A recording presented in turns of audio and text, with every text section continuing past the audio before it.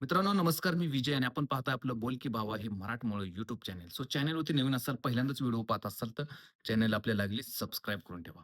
जेणेकरून मी जे पण काही व्हिडिओ पाठवेल तर नोटिफिकेशनच्या माध्यमातून आपल्यापर्यंत पोहोचतील आणि आपण एकूणच व्हिडिओचा खूप चांगल्या पद्धतीनं समाचार घेचाल. तर मित्रांनो, आपण ज्या विषयावरती बोलणार आहोत, तो विषय काय आहे? तुम्हाला टायटल, थंबनेल पाहिल्यानंतर लक्षात आलेलं आहे. BMC म्हणजेच मुंबईची महानगरपालिकेची निवडणूक. सध्या ठाकरे बंधू आणि त्यांच्यासोबत तुतारी वाजवणारा माणूस या चिन्हावरती लढणारे काही 10 नगरसेवक यांच्या बाजूनं ही निवडणूक पूर्णपणे झुकलेली आहे. सध्या महाराष्ट्राचं जर तुम्ही वातावरण पाहिलं, तर महाराष्ट्रामध्ये जे काही वातावरण आहे, ज्या पद्धतीनं महाराष्ट्रामध्ये वातावरण महानगरपालिकांसाठी प्रत्येक ठिकाणी वेगवेगळे, कुठेच एक पक्ष व्यवस्थित लढत नाहीये किंवा एकाच्या बळावरती कोणच लढत नाही. पुण्यामध्ये फक्त भाजप एकटा सेपरेट लढतोय. नाहीतर अ, बाकी सगळीकडे तो बऱ्यापैकी युतीत वगैरे लढतोय. नाशिकमध्ये एक असेल. अशा 2-3 महत्त्वाच्या ठिकाणी सोडलं तर भाजप सगळीकडे युतीत वगैरे असा लढतोय. पण मुंबई महानगरपालिकेमध्ये भाजपने अगोदरच एकनाथ शिंदेंना सोबत घेतलं. कारण त्यांना माहिती होतं एकनाथ शिंदे ते मत खाणार आहेत, जी मतं ठाकरेंकडे जाणार आहेत. आणि बाकीची उत्तर भारतीय वगैरे जी काही बाहेरची मतं आहेत, ती बीजेपीला मिळणारच आहेत ऑलरेडी. त्याच्यामुळे बीजेपीचं ते गणित फिक्स झालं होतं. पण मित्रांनो, काल शिवतीर्थ म्हणजेच शिवाजी पार्क या मैदानावरती झालेली ठाकरे बंधूंची सभा आणि त्या सभेचा इतका इम्पॅक्ट पडेल असं कोणालाच वाटलं नव्हतं. पण ती सभा खरंच इम्पॅक्ट टाकून गेली का? आणि जर गेली असेल, तर सध्या मग ही निवडणूक कोणाच्या ताब्यात आहे? फडणवीस, भाजप यांच्या ताब्यात आहे का ठाकरे बंधू यांच्या ताब्यात आहे? तेच आपण या व्हिडिओमधून पाहणार आहोत. तर मित्रांनो, पुन्हा एकदा मी स्वागत करतो. मी विजय आणि आपण पाहताय बोल की भावा. मित्रांनो, सगळ्यात महत्त्वाची गोष्ट म्हणजे तुम्हाला मी एक क्लिअर गोष्ट करून देतो, की आपण कुठल्याही एका पक्षाच्या बाजूने बोलत नाही. पण रिॲलिटी काय आहे, ते मात्र मी तुम्हाला समजून सांगतो. जोपर्यंत संयुक्त सभा ठाकरे बंधूंची जी होत नव्हती, तोपर्यंत ठाकरे बंधूंना म्हणजे ज्या पद्धतीनं रिस्पॉन्स मिळेल किती, याची खात्री नव्हती किंवा ठाकरे बंधू खरोखरच महानगरपालिका खेचून आणतील का, याची खात्री नव्हती. त्याच्यामुळे त्यांना संयुक्त सभा मुंबईमध्ये घ्यावीच लागली. हा पहिला प्रश्न होता. ठाकरे बंधू म्हणजेच राजसाहेब ठाकरे आणि उद्धवसाहेब ठाकरे या दोघांनी आपले दोन्ही पक्ष त्या ठिकाणी एकत्र आणले. काँग्रेस हा त्यांच्यासोबत लढत नाही. काँग्रेस आणि वंचित आघाडीनं वेगळी युती केलेली. पण शरद पवारांची राष्ट्रवादी त्यांच्यासोबत लढते. शरद पवारांच्या राष्ट्रवादीची किती मतं का असायची? ती थोडीफार मतं आहेत. त्यांचा काही विषय नाही. परंतु तीही मतं या ठिकाणी यांना महत्त्वाची ठरणार आहेत.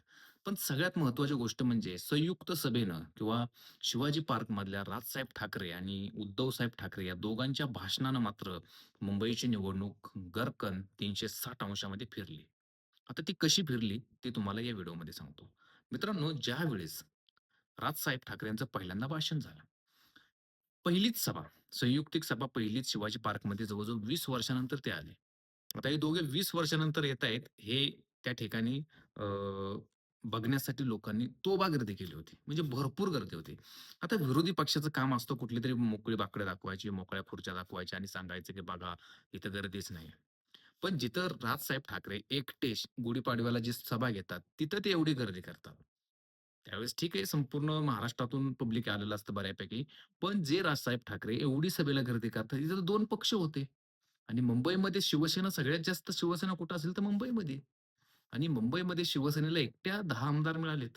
अख्ख्या महाराष्ट्रात 10 आणि मुंबईत 10.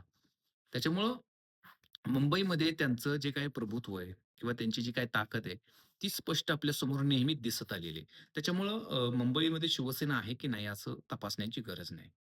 पण ज्यावेळेस राजसाहेब ठाकरे यांनी त्यांच्या भाषणामध्ये जे काही मुद्दे मांडले किंवा ज्या मुद्द्यावरती चर्चा केली, ते म्हणजे कुठलाच राजकारणी या मुद्द्यावरती बोलला नव्हता आत्तापर्यंत. सगळे राजकारणी गुपचूप सगळं दिसत असताना सुद्धा शांत होते.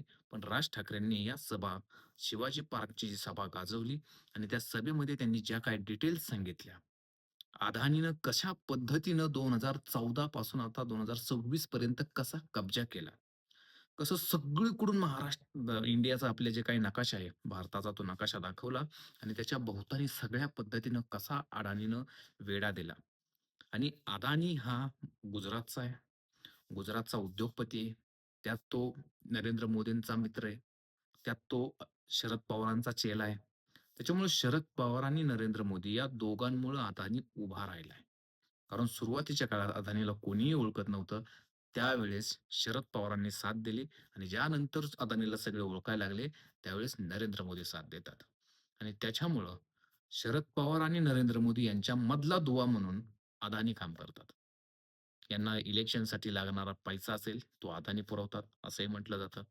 आणि ज्यावेळेस राज ठाकरेंनी हे सगळं मांडलं, त्यावेळेस अक्षरशः त्या शिवाजी पार्कचं जे मैदान आहे, ते पिन ड्रॉप सायलेन्स झालं होतं. म्हणजे कुठे टाचणी जरी पडली ना, तरी त्याचा आवाज येणार.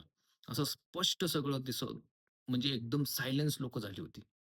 आणि जे काही राज ठाकरे दाखवतायत ना, ते स्क्रीनवरती पाहत होते. जे काही चाललंय ते राज ठाकरे इतके जीव तोडून सांगत होते. त्यांचा मूड ऑलरेडी फ्रेश होता. आणि या सगळ्यामधून राज ठाकरेंनी जे काही सांगितलं ते इतके भयावह होतं.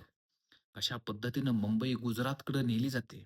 कशा पद्धतीनं मुंबईला गुजरातचं ते वाढवण बंदर आणि तिथून गुजरातमध्ये शिरण्याचा जो काही मार्ग मोकळा केला जातोय, हे ज्यावेळेस पाहिलं, ऐकलं ना, त्यावेळेस अक्षरशः पायाखालची वाळू सरकली लोकांच्या.